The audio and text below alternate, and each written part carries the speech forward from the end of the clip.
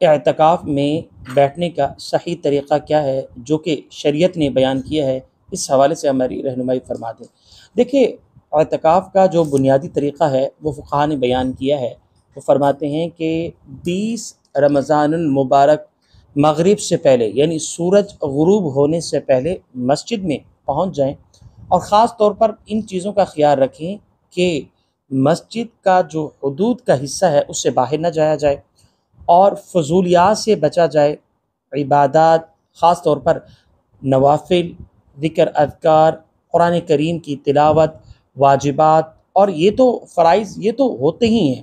خاص طور پر جو ابتدائی مرحلہ ہے، جیسے تکبیر اولیٰ ہے، اس کو چھوڑنے کا بالکل تصور ہی نہ کریں، یعنی اس کو مکمل طریقے سے ادا کریں، تاکہ ایک روحانی جو ماحول اللہ کی طرف سے آپ کو ملا ہے، کیونکہ سارے معمولات آپ چھوڑ کر اللہ کے مہمان بن رہے ہیں، اللہ کی بارگاہ میں حاضر ہیں، تو یکسو ہو کر اللہ کی خدمت میں حاضر رہیں۔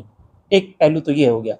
دوسری بات یہ ہے کہ سب سے بڑی بات یہ ہے کہ لیلۃ القدر کو انسان اعتکاف کی حالت میں پا لیتا ہے۔ لیلۃ القدر کے حوالے سے جو محدثین کی رائے ہے، وہ فرماتے ہیں کہ 21، 23، 25، 27، 29 میں لیلۃ القدر کو ڈھونڈو، لیکن بعض اہل علم کی یہ بھی رائے ہے 27 کو لیلۃ القدر ہے۔ بہرحال ہم اہل علم کی رائے کو اس بات سے بھی دیکھ سکتے ہیں کہ ہم 21، 23، 25، 29 پر عمل کریں تاکہ لیلۃ القدر کو پالیں۔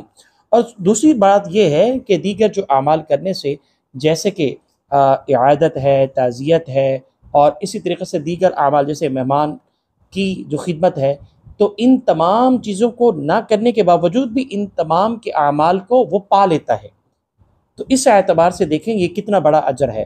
تو اعتکاف کا بیٹھنے کا طریقہ میں نے عرض کر دیا ہے۔ اس کے علاوہ کہ اعتکاف میں کن کاموں سے بچا جائے، یقیناً موبائل کم سے کم یوز کیا جائے، جہاں تک ضرورت ہو وہاں تک بات کر لی جائے، فضول بات سے بچا جائے، اور اسی طریقے سے زیادہ اعمال صالحہ پر فوکس کیا جائے، اور کوئی ایسی کتاب لی جائے، سیرت رسول ہے صلی اللہ علیہ وسلم یا قرآن کریم کا ایک حصہ اس کو مقرر کر لیا جائے، اس کو ترجمے کے ساتھ پڑھا جائے، جہاں تک ممکن ہو کسی عالم دین کی، کسی مفسر قرآن کی اگر تفسیر ہو وہ پڑھ لی جائے۔ تو اس طرح سے ایک ٹارگٹ لے کے جایا جائے، وقت ضائع نہ ہو، فضولیات سے بالکل بچا جائے، اور کوشش کریں کہ اس میں کچھ نہ کچھ سیکھ کے ہیں، اور کوشش رہیں کہ ان اعمال کو غیر رمضان میں بھی بچا لایا جائے۔ تو یہ ہے وہ پہلو جو مختصر سی بات کی صورت میں نے عرض کیا ہے۔ اس کے بعد پھر تیسرا جو حصہ آتا ہے سوال کا، وہ کہتے ہیں کہ عورت کا اعتکاف میں بیٹھنے کا طریقہ کیا ہے۔ دیکھیں، اس حوالے سے بھی فقہا نے یہ بات فرمائی ہے کہ عورت جو ہے وہ اپنے گھر کی مسجد میں ہی اعتکاف فرمائے گی۔ اب گھر کی مسجد سے کیا مراد ہے؟ یعنی جو گھر میں پہلے سے ہی ایک حصہ نماز کے لیے خاص اور متعین ہے، وہی اس کے لیے مسجد کہلائی جائے گی۔ اگر وہ پہلے سے خاص حصہ متعین نہیں ہے، تو پھر اس صورت میں کسی ایسی جگہ کو خاص اور مختص کر لیا جائے جہاں پہ چادر وغیرہ یا بستر وغیرہ لگا دیا جائے، اور پھر اپنی عبادات میں مصروف ہو جائے۔ اس کا طریقہ بھی یہی ہے کہ 20 رمضان المبارک، یعنی سورج غروب ہونے سے پہلے، یعنی مغرب سے پہلے وہ اپنی جگہ کو مختص بھی کر لے اور وہاں پہ اعتکاف بھی کر لے۔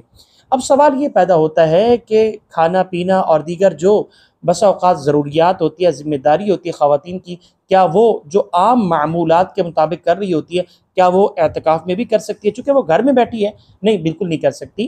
بالکل وہ یکسو ہو کر اور اسی جگہ پر مقرر رہے گی، جہاں تک حاجت ضروریہ ہے تو وہ کر لے گی، لیکن گھر کے جو ذمہ داریاں ہیں یا گھر کے جو معمولات ہیں اس کو ادا نہیں کرے گی۔ اگر کرے گی تو اعتکاف فاسد ہو جائے گا۔ یہ چند سوالات تھے جو میرے پاس تھے، میں نے کہا آپ کی خدمت میں پیش کر دوں۔ اللہ سبحانہ و تعالیٰ تمام معتکفین کی اعتکاف کو اپنی بارگاہ میں قبول فرمائے، اور جو بھائی اپنی عذر کے تحت اعتکاف نہیں بیٹھ رہے، ان کے لیے یہی ہے کہ وہ سنت اعتکاف کی بجائے نفل اعتکاف کر لے، یعنی آپ چلے جائیں مسجد میں اور رات گزاریں، اور بسا اوقات کچھ مساجد میں تفسیر قرآن کے ساتھ ایک طویل تراویح ہوتی ہے، پوری تراویح سنیں، اور جو ہے سنت الاعتکاف ایک جو ہے بنیادی طور پر عربی کی جو نیت ہے، اہل علم کی اس بارے میں بھی رائے ہے کہ یہ کوئی حدیث کا ٹکڑا نہیں، ویسے نیت ہے نویت سنت الاعتکاف، تو یہ ویسے پڑھ لیں عربی کا ٹکڑا یا ویسے دل میں نیت کر لیں تو امید ہے اللہ سبحانہ وتعالیٰ اس کا اجر دے دے گا۔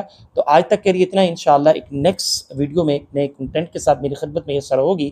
تب تک کے لیے اپنے میزبان سید رفیق بخاری کو اجازت دیجیے۔ السلام علیکم ورحمۃ اللہ وبرکاتہ۔